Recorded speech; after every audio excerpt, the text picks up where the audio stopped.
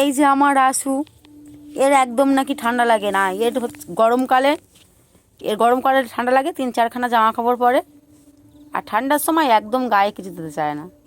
আর এই মিনিটাকে নিয়ে ঘাঁটছে, ওর গায়ে লোম উঠছে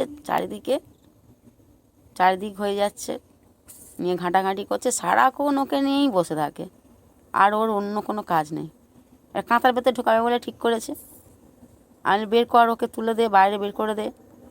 আবার ওরও ছানাটা নিয়েও আবার এসে হাজির, এই সারাক্ষণ লাফালাফি হচ্ছে, এই করছে। আরে আজরে নে, ওরম করছিস কেন? ছেড়ে দে না।